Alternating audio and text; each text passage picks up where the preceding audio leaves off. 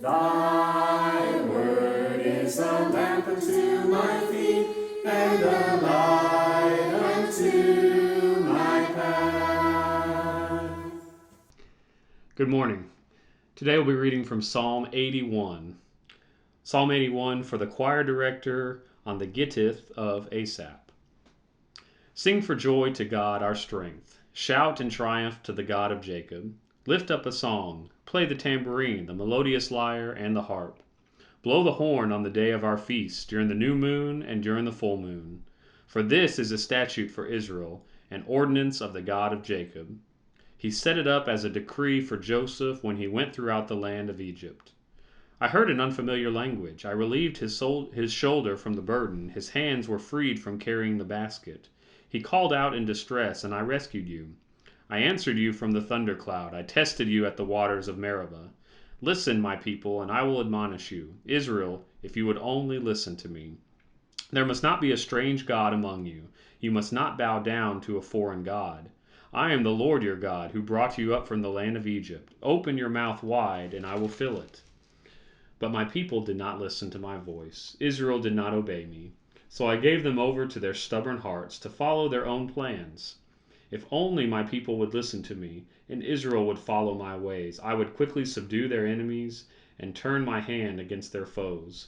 Those who hate the Lord would cower to him. Their doom would last forever. But he would feed Israel with the best wheat. I would satisfy you with honey from the rock.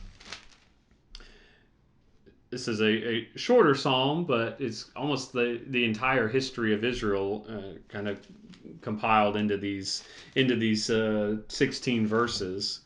You get just little snippets that just help.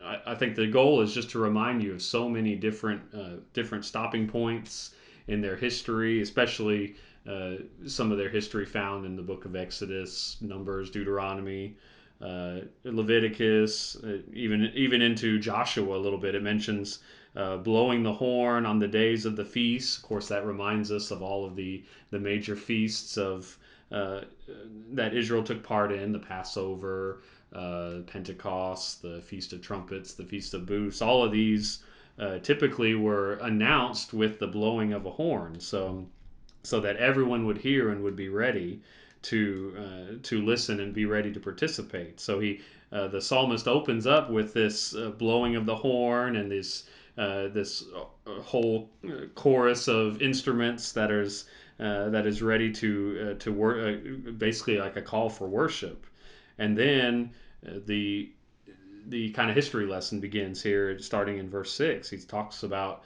relieving his shoulder from the burden. Well, what is all this talking about? It's talking about how God relieved them from slavery and brought them out of Egypt with a mighty hand.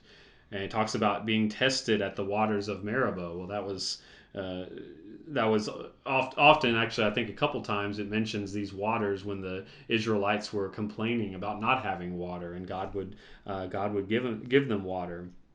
And really, just this whole time, he's reminding them, I brought you out of Egypt. If you'll just listen, if you'll just open wide your mouth, it says in verse 10, if you will just listen to my voice and obey me, then all these good things would happen to you. I would feed you. You would be satisfied with honey from the rock, it says in verse 16. All of your enemies, in verse 14, would be subdued. Those who hate the Lord would cower to you if you would just listen. But of course, we know the whole story.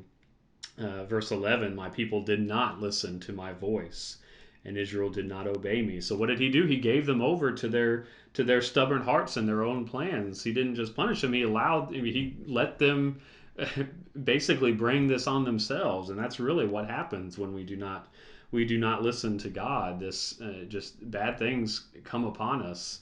Um, those are brought upon ourselves. But if we would just learn from the mistakes of Israel, if we would just listen and obey the voice of God when we hear that trumpet blast, or when we hear that call to worship, in a metaphorical sense, then He would feed us. We would be satisfied, like it says in verse 16. Our enemies would flee from us. So I hope this encourages you just hear and listen and obey the voice of the Lord. That's really what God desires. He doesn't.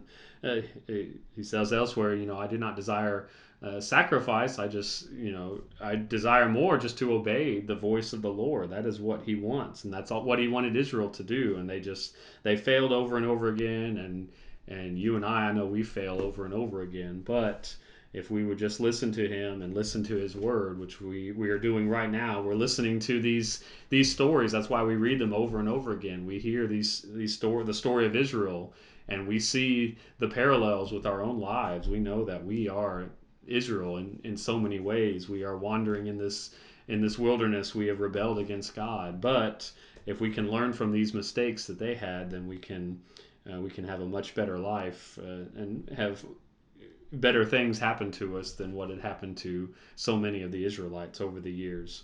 So I hope this encourages you today. I'll leave you with just that admonition to just listen and obey the voice of the Lord. Thank you so much. Have a great day.